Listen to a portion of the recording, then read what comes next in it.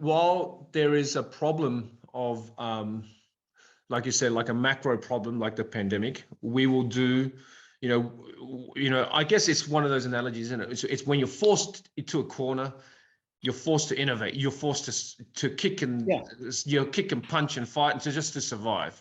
But when that pressure goes off, right? This is the fork in the road you are talking about right now, right? And that's right. When that pressure goes off, now that's the critical moment. What does your gut tell you how we as a community and as a global society will behave? I think it's a mix, and my concern is that far too many people will revert back to the old ways. I think it's an interesting time. The people who are enlightened, who really understood the lessons from the pandemic, are the ones who are going to be making the investments that they need to in resources, in systems, and technologies that they need to going forward.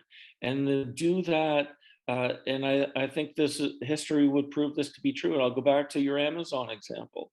Probably as Amazon was growing up, nobody, investors included, understood why Amazon was investing so much money in distribution centers located all over the world. The stock price for Amazon, took a hit for a long time. But once that model started to pay its dividends, and people saw that Amazon was, eating up all the other businesses, and far beyond their initial vision of books, they became the force to be reckoned with. And the investors responded, customers responded in kind, because they had the foresight to build that infrastructure far in advance of what everybody else thought was necessary. The same, to me, characterizes what I call the digital supply chain. So if you do not take this time, I'll step back for a second. The pandemic clearly showed the fragility of global supply chains, no matter what industry you're in, no matter where you were around the world. Think about just-in-time systems, which have for decades been the envy of everybody. They failed, right? If you can't get your parts, then your production operations and your entire distribution system fails immediately. And I like the just-in-time model, but it does have to evolve somewhat.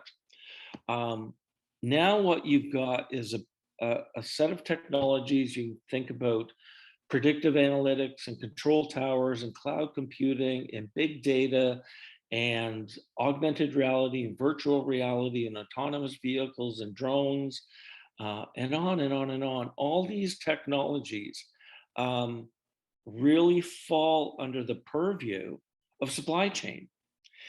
Supply chain leadership and company leadership needs to recognize a need to invest in all of this to create a digital supply chain, which is the backbone of which is electronic end-to-end connectivity at all levels of supply chain. How many people even today, only have visibility to their first-tier suppliers or their first-tier customer, right? And because they lack visibility, they have such a narrow view of what's going on. If something happens downstream with their second, third, fourth tier supplier, it's going to stop them just as quickly as their first tier supplier. And then upstream, if there's an issue with any of their customers, with the quality of the products or their delivery systems or their reverse logistics channels or the customer order management systems, and if they don't have visibility to that, that will kill them as well. So having the full visibility, which clearly companies have not had, enabled by the digital supply chain and all the technologies I talked about, is the key to the future. How many people, to go back to your original question, how many people are going to take take that path. To me, first of all, it's a decades-long path law. This is not something that's going to happen over the next couple of years. Well, I think This it's is going to be gonna be the generational, right? law. This will be generational. It's going to be Absolutely. generational, yeah. So, and you don't have to do it all at once, but you do have to take the steps. You do have to start with a vision. Then you need the leadership. Then you have to create the roadmap and then start making the investments sequentially to pull this together, in the future.